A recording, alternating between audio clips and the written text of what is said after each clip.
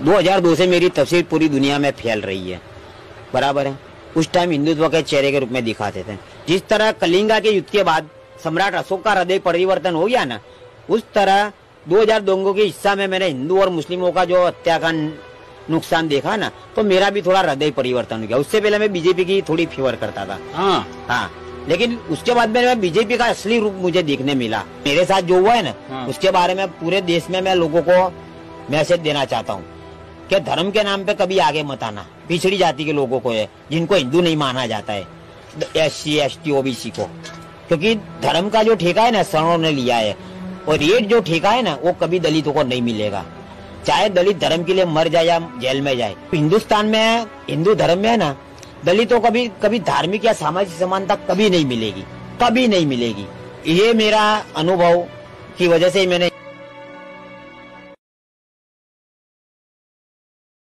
अस्सलामुअलैकुम दोस्तों, उम्मीद है आप लोग खैर से होंगे।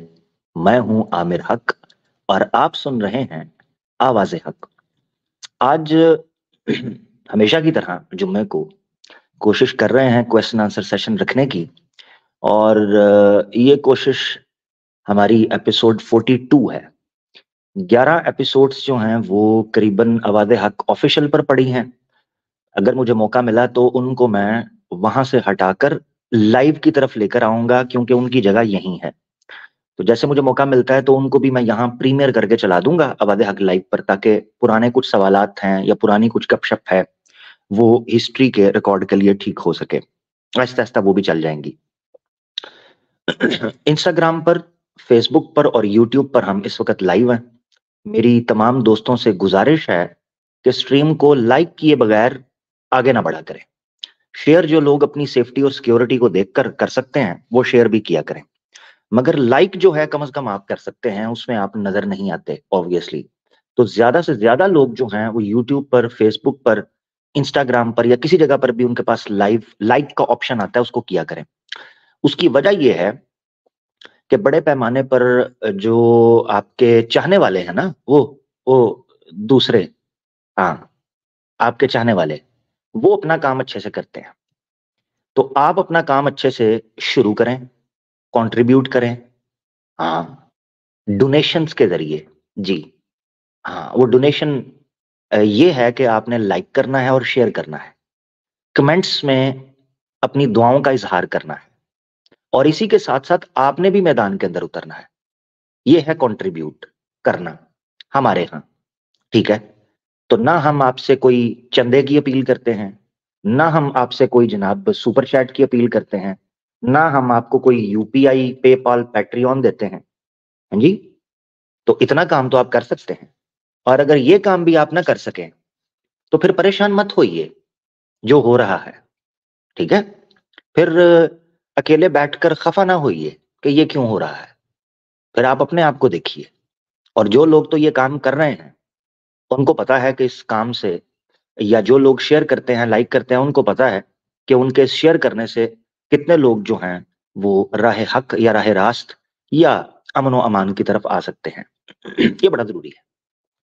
इस पैगाम के बाद मैं फिलफौर लिंक जो है उसको पब्लिक कर रहा हूं, ताकि हम अपने नॉन मुस्लिम्स जो हैं, जो इस्लामोफोब्स हैं या नॉन इस्लामोफोब्स, नॉन मुस्लिम हैं, ठीक है, इस्लामोफोबिक नहीं है, उनको हम मौका दे सकें। तो लिंक सिर्फ जो है वो नॉन मुस्लिम्स के लिए है, ठीक है। तो मुसलमान कोई ज्वाइन ना करे, ये मैं लिंक देने से पहले बोल रहा हूं और साथ इसके लिख भी रहा हूं, ठीक है। क्योंकि उन्हीं ने सवाल करना है, उन्हीं से बात होगी, आप सीख लेंगे। आप भी जब आएंगे सवाल रखने के लिए तो किसी ना किसी नॉन मुस्लिम से या कोई शक का सवाल ही आपके ध्यान में आ सकता है ना, भाई इससे शक है, तो उसके जवाब आपको मिलते रहेंगे। तो लाइक जरूर करते रहें, शेयर करते रहें। इंस्टाग्राम पर भी मैं लिंक दे रहा हूं, मुसलमान ज्वाइन ना करें, ठीक है, लिख रहा हूं मैं।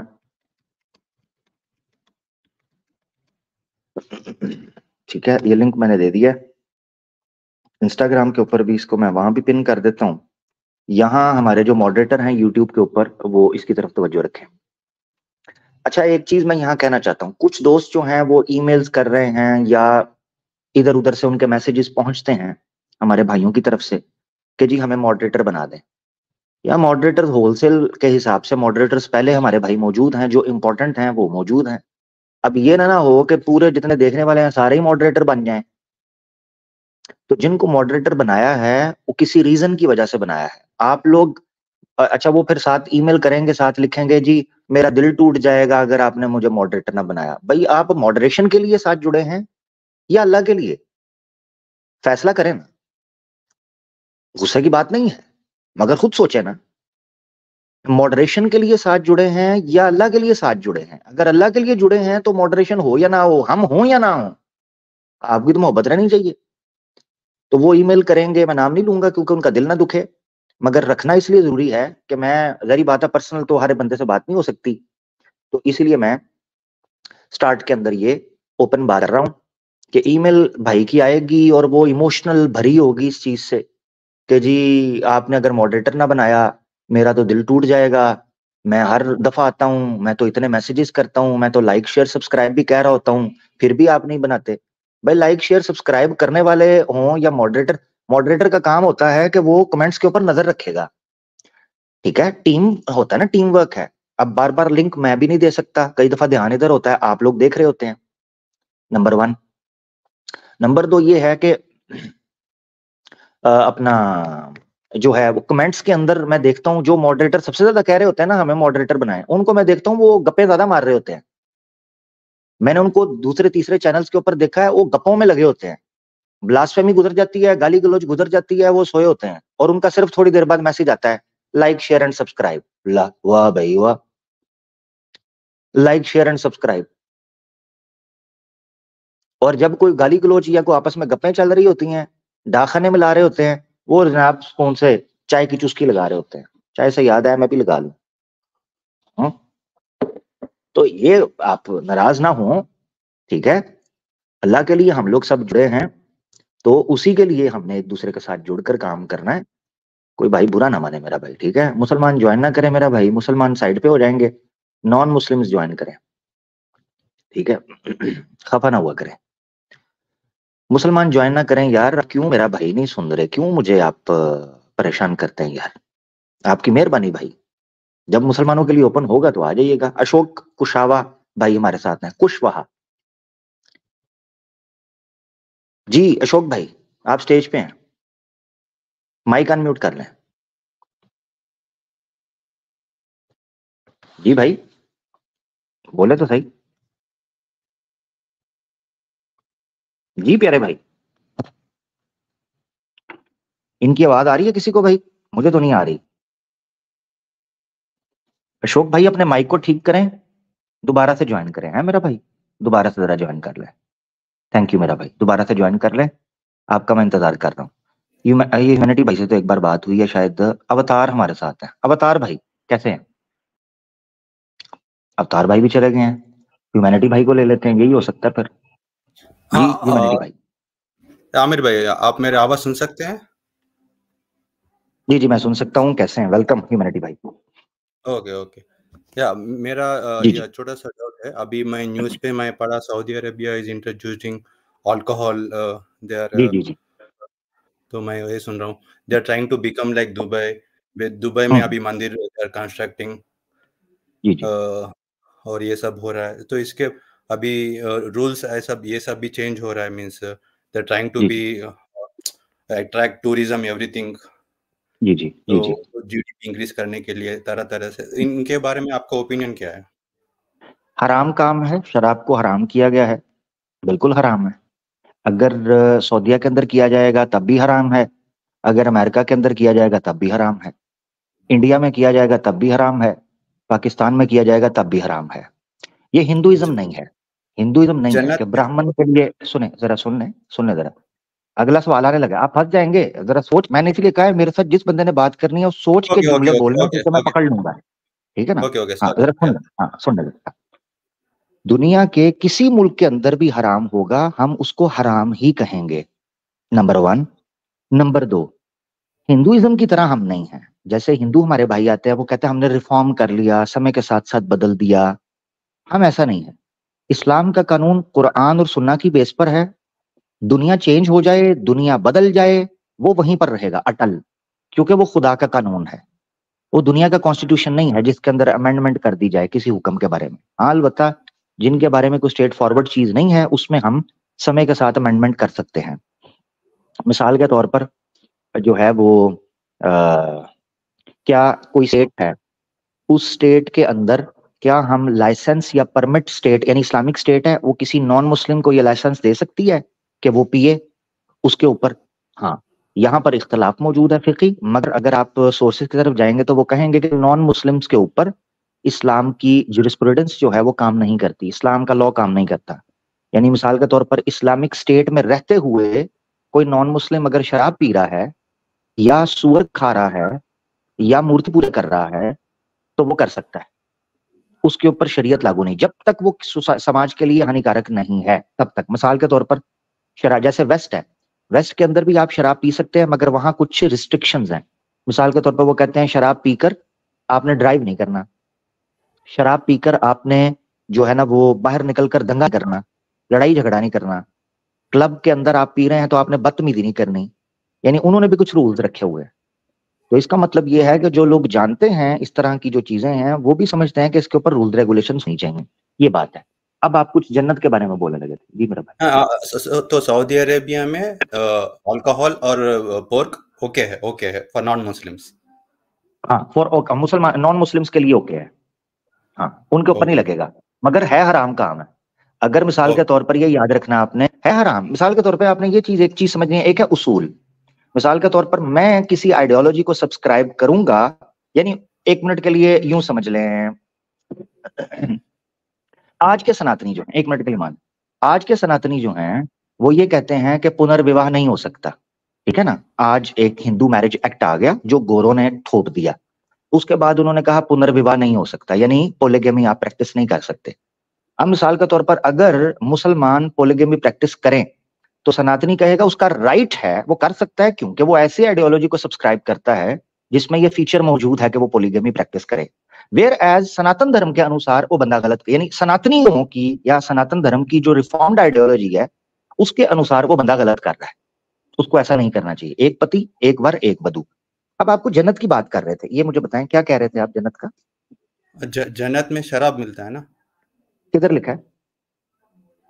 नहीं, जन्नत में शराब हूरे ये सब रिपीट करने से नहीं, ऐड नहीं, अब शराब पे रुकना आपने। इसीलिए मैंने कहा था जब भी आपने मेरे सामने किसी, जो भी सनातनी सुन रहे हैं ना, वो ये सोच कर आए हम आवाज़े हक पर जा रहे हैं, इधर हमने जब कोई बात करनी है ना तो काम खराब हो जाएगा।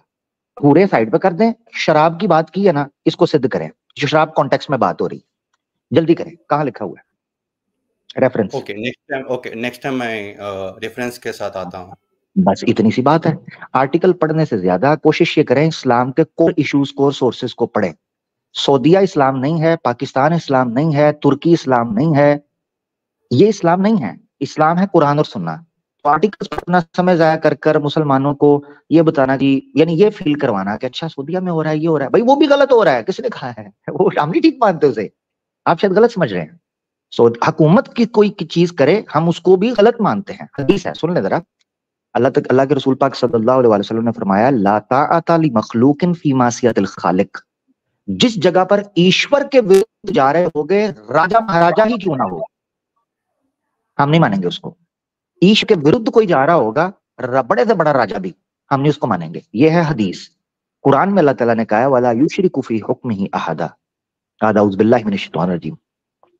अल्लाह के, ईश्वर के प्रकाशित नियम का कोई उल्लंघन करेगा, हम उसका खंडन करेंगे और उसकी वो निंदित होगा, वो उसकी शंसा नहीं की जाएगी या वो सिद्ध नहीं तो होगा, ठीक है ना। ये माना जाता आजकल है। एक वीडियो हो रहा है काफिर, वो it is they are going to Kaaba, near Kaaba and everything. So tourism ज्यादा बढ़ जाएगा सऊदी अरेबिया में। सो ऐसा काफिर they might go to Kaaba and all. नहीं, काबा वगैरह में नहीं जा रहे। वो जो स्मृति ईरानी का है उस केस के ऊपर मैंने वीडियो डाल दी है। वो भी पेरिफेरी जो एरियाज हैं मदीना के इर्द गिर्द सिटी के अंदर, वो मैंने डिटेल से 28 मिनट का क्लिप है, अगर आप देखेंगे 26, 27, 28 मिनट का है, आवाज़ ऑफिशियल पर आज ही प्रीमियर किया है। तो वो है नंबर 1। नंबर 2, टूरिज्म के लिए पहले भी खुला हुआ था। अच्छा ये याद रखना है, जो आजकल के लोग हैं ना, चूंकि सऊदीया उस वक्त जारी बात है सोशल मीडिया नहीं था 60s में 70s में, आपको जानकर हैरानगी होगी कि जो मलक फहद था ना, वो टूरिज्म बहुत बड़ा था उसके टाइम के ऊपर। उसके टाइम के ऊपर। उस वक्त लीबिया और सीरिया में लोग ऐसे ही जॉब करने जाया करते थे जैसे आज दुबई में, सऊदीया में जाते हैं, मिडिल ईस्ट में। उन टाइम्स के अंदर लीबिया और सीरिया में लोग, या लबनान में ऐसे लोग जाते थे।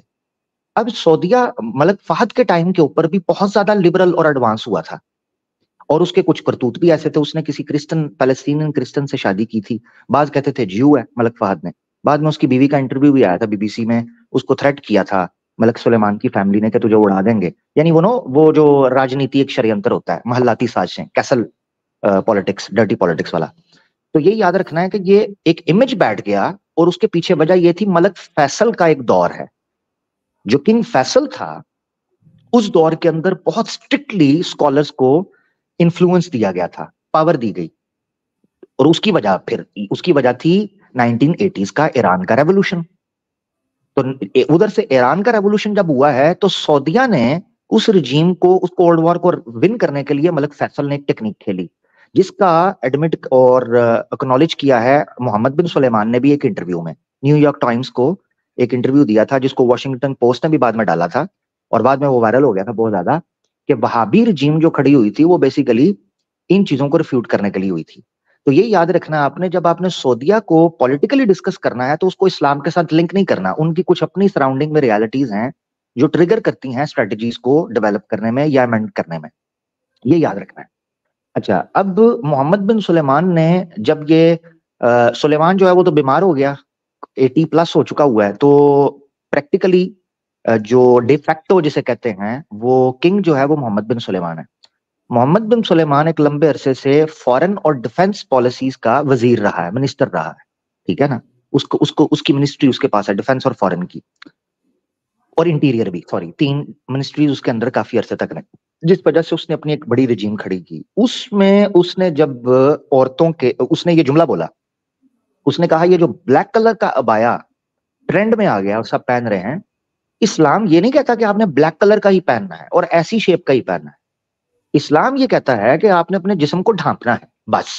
वो ब्लू कलर का हो, वो व्हाइट कलर का हो, सोबर और डिसेंट होना चाहिए। अच्छा, अब ड्राइविंग की बात आई। जब उसने औरतों को ये अलाउ किया कि वो ड्राइव कर सकती हैं, बड़े लोग उठे, उन्होंने छोड़ डाला। इस्लाम के खिलाफ है ही नहीं। अब लोगों, अब हुआ ये है कि जो आउटसाइडर्स हैं, जैसे कई तौर पर हमारे सनातनी भाई हैं, उनको ये लगता है कि सऊदीया से जो पॉलिसी आ रही है, that means Saudian policy is equal to Islamic policy. नहीं, मोहम्मद बिन सुलेमान सामने आया और उसने आकर बात की कि ये किसने कहा है कि ये पाबंदी औरतों की ड्राइविंग पर जो लगी थी वो इस्लाम ने लगाई थी, वो तो अरब कल्चर था, अरब के कल्चर के तहत उन्होंने थोड़ी सी लगा दी।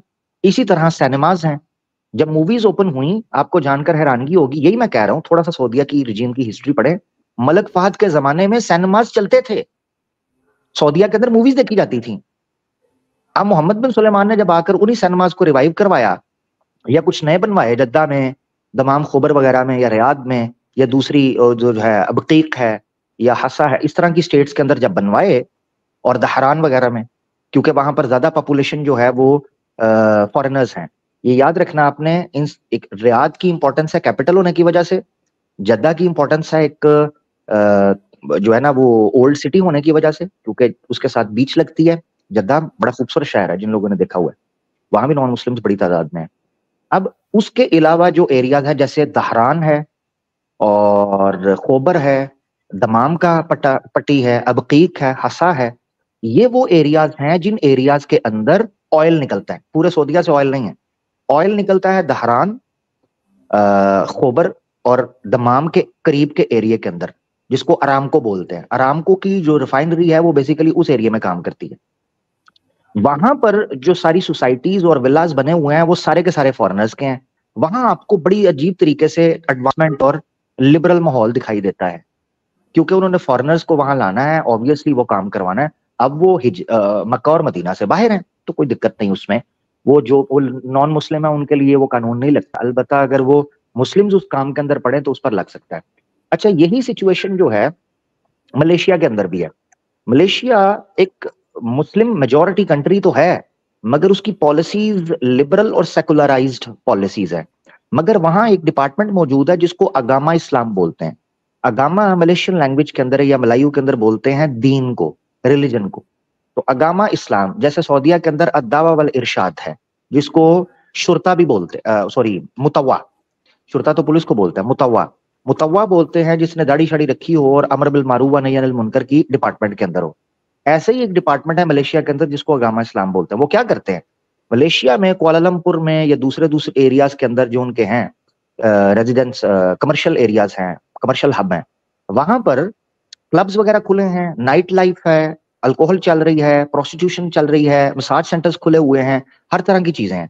मगर वहीं पर अगामा इस्लाम की टीम है जो चक्कर मारती है, छापे मारती है, रेड करती है। जब उनको पता चलता है कि यहाँ बड़ी तादाद में मुस्लिम लड़कियों को या मुस्लिम लड़कों को या मुस्लिम्स को यहाँ पर यूज किया जा रहा है, तो वह वहां आकर आपका आईडी कार्ड चेक करेंगे, आपकी वो चेक करेंगे आपका रिलीजन, और अगर आप मुस्लिम निकलते हैं तो वो आपको फिर सजा देते हैं, अगर आप नॉन मुस्लिम निकलते हैं वो आपको छोड़ देते हैं। ये टेक्निक है जो प्योरली अंडरस्टैंड की जा सकती है कि किस तरीके से रिलीजन काम करता है या इस्लाम की पॉलिसीज इंप्लीमेंट होनी चाहिए नॉन मुस्लिम्स को छोड़कर मुस्लिम्स के ऊपर। अब वापस आ जाते हैं, सॉरी मैं ये हिस्ट्री ह्यूमैनिटी भाई इसलिए रखना चाह रहा था, ये मोहम्मद बिन सुलेमान को फर्स्ट टाइम नहीं आया। मलिक फहद का दौर अगर आप पढ़ेंगे तो आपको पता चलेगा कि बड़ी तादाद में वहां भी लोग मॉडर्नाइज और लिबरलाइज हुए थे। इसका इस्लाम से कोई लेना देना नहीं है। मलिक फैसल ने क्यों क्या क्या किया, उसके पीछे पॉलिटिकल स्ट्रेटेजी थी। आगे आ जाए, अब आ गया सलमान और मोहम्मद बिन सुलेमान प्रैक्टिकली जो सामने है। उसने औरतों को ड्राइव करने की इजाजत दी। उसने कहा कि आप लोगों ने जो पाबंदी लगाई हुई थी कि औरत घर से नहीं निकलेगी, जॉब नहीं करेगी, ये नहीं करेगी, ये तो इस्लाम के खिलाफ है। और बात उसकी बिल्कुल ठीक है। इस्लाम ने ना कभी मना किया है कि औरत घर से बाहर जॉब नहीं कर सकती, ठीक है, एक्सेप्शंस दी हुई हैं, जो चंद रिस्ट्रिक्शंस हैं उनको फॉलो करते हुए औरत बाहर निकल सकती है। नंबर 2, औरत को कहीं भी ड्राइव करने से मना नहीं किया हुआ, या वो ड्राइव नहीं कर सकती। और ये भी नहीं कि उसने काले कैसे कर कहीं हिजाब पहनना, दूसरा पहनेगी तो वो वैलिड या अप्लाइड नहीं होगा, ये बिल्कुल मना है। ये वो चीजें हैं। इसमें इस्लाम का दूर दूर तक कोई ताल्लुक नहीं है कि वो पॉलिसी के अंदर सऊदीया पॉलिसी जो बनाता है हमने उसको ऑन करना है। जो इस्लाम के मुताबिक होगी हम उसको ऑन करेंगे, जो नहीं होगी उसको रिजेक्ट कर देंगे। जी ह्यूमैनिटी भाई मादरत चाहता हूं, मैंने लंबी बात कर दी। ओके, वन लास्ट क्वेश्चन, अगर सब लोग फ्रेंड्स होके सब रिलीजन्स फ्रेंड्स होके एक मिलजुल कर रह सकते हैं क्या? इस्लाम ये इजाजत देता है? बिल्कुल देता है। उसकी दो चीजें होंगी, दो नुक्तों के ऊपर, यानी 2 बेसिक पॉइंट्स हैं, अगर जिनको सॉल्व कर लिया जाए तो ये पॉलिसी अमल में ला सकती है। और ये सिर्फ और सिर्फ, ये मैंने बहुत बार बात की ह्यूमैनिटी भाई, ये सिर्फ और सिर्फ इस्लाम देता है, सिर्फ और सिर्फ ये 2 चीजें, जहां तक मैं स्टडी कर पाया। अगर आपके पास कोई और इंफॉर्मेशन हुई तो जरूर शेयर करना। नंबर 1, एक क्योंकि इमाम महदी आएगा, मुस्लिम रूल होगा, तो ऐसा कैसा एक कॉन्ट्रडिक्ट होता ना? हाँ नहीं, कॉन्ट्रडिक्ट नहीं ना होगा, फर्क समझना। ये 2 पॉइंट देने लगा उससे समझ जाएंगे आप। इमाम मेहदी आकर ये नहीं है कि नॉन मुस्लिम को काटना शुरू करेंगे, ऐसे नहीं है। वहां पर बेसिकली एक दज्जाल, अब देखना टॉपिक आपने डाइवर्ट कर दिया, मुझे पॉइंट रखने दें, इस तरह बीच में टोका ना करें। 2 पॉइंट्स पर खड़ा होता है ताकि हम फिलोसफी समझें बजाय इसके कि हम एंटेंगल्ड हो जाएं, ठीक है ना, टॉपिक के अंदर। तो फिलोसफी बेस ये है, सूरह आले इमरान आयत नंबर 64, तालू इला कलिमतिन सवाइन बैनना व बैनकुम। कॉमन टर्म्स के ऊपर इकट्ठे हो सकते हैं। एक तरीका ये है कि आए रिलीजन कंपैरेटिव स्टडी करें, उसमें जो चीजें हम लोग सिमिलैरिटीज में हैं उनको हम अप्लाई कर देंगे एज अ कॉन्स्टिट्यूशन या एज अ लॉ, सॉरी। और अगर जो कॉन्ट्राडिक्ट करती हैं, ये चीजें मैच नहीं करती हैं, उनमें हम अपने अपने तरीके से अमल कर लेंगे, जिसको पर्सनल लॉ के तौर पर एक्सेप्ट किया जाता है, ठीक है, इंडिया के अंदर भी, जिस पर अभी यूसेज वो सारी बात चल रही है। खैर, दूसरा पॉइंट, एक पॉइंट हो गया सिमिलैरिटी, दूसरा पॉइंट लकुम दीनुकुम वलिया दीन। आप अपने लॉ को फॉलो करो, हम अपने लॉ को फॉलो करेंगे। जब तक 2 लॉ एक दूसरे को जो है क्या उसे कहते हैं, डिस्टर्ब नहीं कर रहे, वो एक दूसरे की सोशल लाइफ को या एक दूसरे की पर्सनल लाइफ को, तो आप अपने अपने लॉ को फॉलो करो। ये 2 उसूल हैं पूरी दुनिया के। मैंने जो हिंदुइज्म है या क्रिश्चियनिटी है या जुडाइज्म है, मैंने उनमें ये पढ़कर देखा है। मुझे ये सोल्यूशन सोसाइटी में जस्टिस कायम करने का या स्टेबलाइज करने का या पीस एंड हार्मनी के साथ को एग्जिस्टेंस पे बिलीव करते हुए रहने का, ये 2 स्टेप्स मैंने किसी रिलीजन के अंदर नहीं पाए। अगर होंगे, हो सकता है मेरे नॉलेज में इजाफा हो। अब आ जाते हैं अगला पॉइंट। इमाम महदी का जो कॉन्सेप्ट है उसको आपने ये चीज समझना है, इमाम महदी आखिर जमाने में जिन लोगों के साथ लड़ेंगे, जो अहदीस मिलती हैं किताबुल फितन में, वो लोग हैं जो अधर्मी होंगे, अधर्मियों के साथ लड़ना बिल्कुल ये लीगल है। और जो क्योस पैदा करें, जो डिस्टर्बेंस पैदा करें, अगर कोई नॉन मुस्लिम इनोसेंट है, वो क्योस पैदा नहीं कर रहा, वो डिस्टेबलाइज नहीं कर रहा, वो अधर्म नहीं फैला रहा, वो दुष्ट कार्य नहीं कर रहा, इमाम मेहदी कहीं भी नहीं लिखा हुआ, बल्कि वहां लिखा हुआ है हकमन आदिलन। इमाम मेहदी की एक सिफ्त बयान की हुई है, हकमन आदिलन। हकम का मतलब होता है लीडर, स्टेटमैन, लीडर, और अदलन का मतलब होता है जस्ट, जो जस्टिस करेगा। जस्टिस बाय डिफॉल्ट मीन कि वो किसी इनोसेंट के साथ किसी किस्म की हानि ना पहुंचाए, अनजस्ट ना करे। तो इमाम मेहदी की कैरेक्टरिस्टिक्स की बेस इस चीज के ऊपर है। तो इसलिए आपको ये डर नहीं होना चाहिए कि इमाम मेहदी आएंगे तो वो ये करेंगे। यूं समझ लें कि जैसे मैं एक मिसाल देने लगा हूं, मुगलों के जमाने में सारे हिंदू नहीं काटे गए, अन्याय हुआ।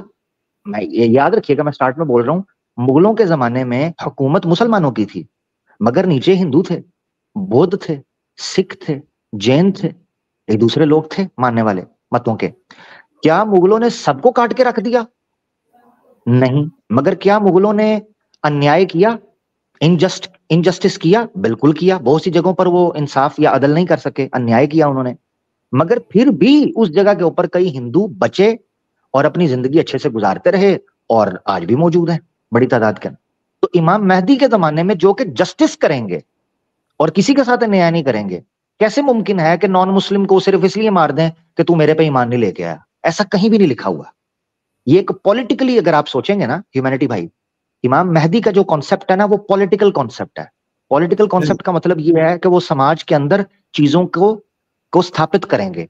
जब वो स्थापित करेंगे ना, तो वहां आपको भी जगह मिलेगी, ऐसा नहीं है कि नहीं मिलेगी। ये एक लाइन है, to bring Muslim rule around the world. ये किसने बोला है? नहीं बुक्स में। ओके, आई विल मैं रेफरेंस लेके आता हूं। ओके, हाँ, रेफरेंस लेके आए। एक तो जन्नत में शराब वाला रेफरेंस लेके आना है आपने, ठीक है। आपको ह्यूमैनिटी भाई पसंद में पता क्या बात है, हमारे यहाँ जो वर्ड शराब बोला जाता है ना, ये अरबिक वर्ड नहीं है। जो हम बोलते हैं ना आप, ये फारसी का वर्ड है, पर्शियन वर्ड है। शराब बेसिकली था आबे शर, जैसे आबे हयात होता है ना, आबे हयात फारसी के अंदर बोला जाता है वो पानी, वो जल जिसमें जीवन है, उसको बोलते हैं आबे हयात। ऐसे ही जिस जल के अंदर शर हो, यानी कि ऐसे गुण हो जो हानि पहुंचाएं, अच्छे गुण ना हो, ठीक है, हीन गुण हो, उस आब को बोला जाता है आबे शर। जब आबे शर फारसी के अंदर एक ये समझ लें एक नियम है, जिसको आप व्याकरण का नियम बोल सकते हैं, पर्शिया के अंदर, पर्शियन लैंग्वेज के अंदर, तो उन्होंने आब को आखिर में और शर को शुरू में किया कसरत इस्तेमाल की वजह से। मिसाल के तौर पर, जैसे मैं आपको बताता हूं, जैसे एक फूल है जिसको बोलते हैं गुलाब। गुलाब, ये बेसिकली इस फूल का नाम गुल ही था। इसको गुलाब इसलिए बोला गया कि इस फूल का सबसे ज्यादा परफ्यूम निकलता था, अतर निकलता था, और जो परफ्यूम निकलता था उसको बोला जाता था आबे गुल, फूल का जल, फूल से निकला हुआ नेक्टर, जल, परफ्यूम। अब उसको चेंज करके कहा गया गुलाब। मिसाल के तौर पर और मिसाल ले लें, जैसे इसलिए आपने समझना लैंग्वेज में फर्क। एक मिसाल के तौर पर हम एक बोलते हैं सैलाब। आपको पता है सैलाब किसे बोलते हैं? नो नहीं पता होगा। सैलाब बोलते हैं जब फ्लड आता है, फ्लड आता है, पानी दरिया से निकलकर खेतों में, शहरों में आ जाए, उसको बोलते हैं सैलाब। ये ओरिजिनल वर्ड था आबे सैल। सैल बोलते हैं फारसी के अंदर, पर्शिया के अंदर किसी चीज का फैल जाना, उसको बोला जाता था आबे सैल। मगर अब बोला जाता है चेंज करने के बाद सैलाब। इसी तरीके से था आबे शर, जिसको फारसी में चेंज कर जब उर्दू में यूज किया गया तो बोला गया शराब। शराब, वो पानी जो नुकसान पहुंचाए। ये है उर्दू और फारसी का कॉम्बिनेशन। अब आ जाते हैं अरबी के ऊपर। अरबी में जब शराब बोला जाता है तो उसका मतलब अल्कोहल नहीं होता। ये गलत फहमी है, इसलिए मैंने कहा ढूंढिएगा, मुझे दिखाएं तो सही कुरान में कहां लिखा है हम शराब पियेंगे। जितना भी देखेंगे वहां वर्ड यूज हुआ है, अगर शराब मिर रही की मखतूम, शराब वर्ड यूज हुआ है, वो वर्ड अरबी के अंदर यूज हुआ है। अरबी में शारिबा यशरबू से